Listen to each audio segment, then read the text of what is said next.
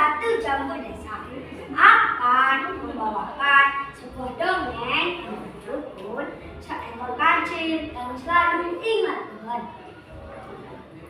Hutan lebat dan rumput yang hijau telah berubah menjadi hutan yang sunyi dan daun jati, daun karet, dan daun pohon-pohon lain yang ada di hutan itu telah gugur.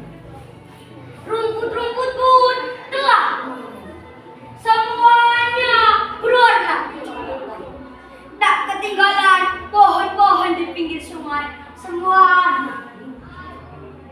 Kemarau yang panjang telah sawah dan sungai pun kering.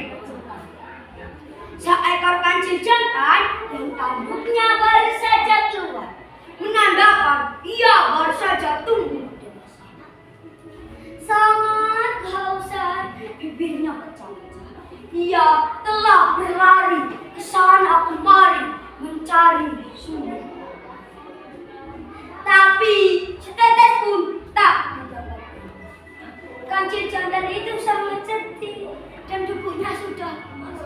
Ia duduk sujud seperti manusia, memuja Tuhan. Hatinya menjerit meminta pertolongan kepada Tuhan yang Maha Kuasa.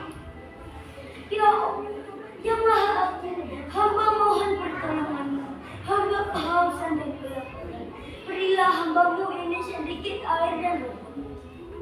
Setelah sujud, ia duduk, lalu lihat ke kiri, ke kanan, ke depan, dan belakang. Ajaib, dari arah depan ia melihat gerombolan pepohonan yang agak hijauan di sebuah. Kancil berlari ke tempat itu. Tempat itu ternyata cukup jauh. Ia melewati kebun yang baru saja dibakar sampai badan kancil kotor terkenal. Namun ia tak memperdulikannya. Keinginannya hanya satu, yaitu ingin cepat penuh. Kancil sampai di sebuah bukit. Pohon-pohon dan rumput di bukit itu ternyata masih subur. Oh, sumber airkah itu? Kata kancil bicara sendiri. Kemudian ia mencermati keadaan. Ternyata ada aliran air yang bening mengalir ke sebuah. Sementara itu, tanaman dan rumput di pinggir cekungan, air itu pun warnanya hijau. Terima kasih Tuhan, doa hambamu dikabulkan. Kata kancil. Dia tidak buru-buru minum dan makan, namun sujud syukur kepada Tuhan yang Maha Kuasa. Setelah itu, ia baru minum dan makan. Ternyata di belakang kancil ada seekor serigala yang tengah berenang. Kancil tidak menyadari keadaan itu. Serigala sendiri ragu-ragu karena badan kancil yang belang-belang kotor seperti anak harimau. Sementara kepalanya seperti kepala kancil. Jadi serigala hanya mengawas-awasi. Yang berbuat seperti itu ternyata bukan hanya juga seekor macan tutul yang tengah mengintip di atas pohon. Macan tutul dari atas pohon meloncat. Dia tahu dari dalam. Macan tutul, jangan ganggu buruanku. Enak saja, ini jatahku, tahu? Serigala marah pada macan tutul. Sebaliknya, macan tutul juga marah karena merasa celaka, kata kancil sambil menangis. Kancil sangat kaget di hadapannya ada dua binatang pemangsa yang memperebutkan. Dalam ketakutannya, kancil berdoa kepada penciptanya. Ya Allah, yang Maha Baik, Ya Allah, yang Maha Kuasa, hamba tiada daya dan sendiri, mohon diselamatkan olehmu dari bahaya serigala dan macan tutul. Setelah berdoa, ia merasa mempunyai kekuatan, lalu membentak dua binatang besar. Serigala dan macan tutul, selamat datang. Kalian pasti haus dan lapar. Mari kita minum air ini, berasal dari Allah untuk kita minum. serigala dan macan tutul terkejut mendengar kata-kata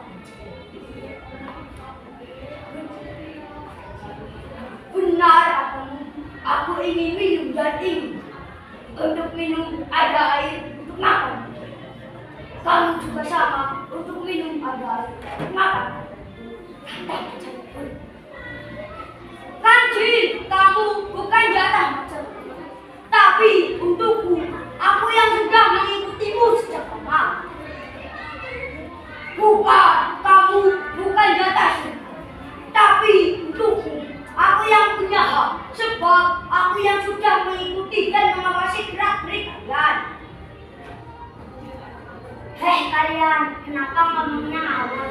Apa kalian tidak tahu siapa aku? Kepalaku memang kancil, tapi badanku macan. Jadi kesukaanku bukan hewan, juga daging serigala. Tidak menemukan serigala, akan rumput pun jadi. Tidak menemukan rumput, makan macan tutul pun tak apa-apa. Serigala dan macan terkejut, dengan macan tutul terkejut mendengar kata-kata.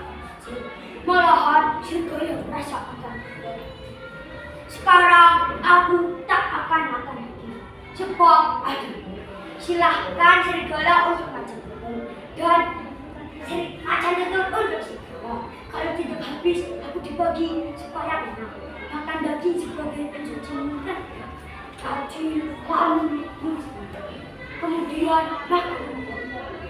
Sementara itu, serigala dan macan tutul berkelahi. Mereka saling menggigit, saling mencakar, dan saling membanting. Siapa yang kalah, dagingnya akan dimakan. Sesudah kenyang, kancil kabur, menyelamatkan diri. Sambil tidak lupa, ia berterima kasih kepada Allah pencipta kita. Ya Allah, yang maha kuasa, ya Allah, yang maha bijaksana. Terima kasih atas kasih sayangnya. Terima kasih, hamba telah terlepas dari mereka. Begitulah doa kancil sambil berdoa. Seperti orang yang tangguh. Sementara itu, serigala yang bertengkar dengan macan tutul telah mati. Serigala terluka diserang. Kemudian ia melarikan diri. Macan tutul badannya pun penuh darah akibat diserang.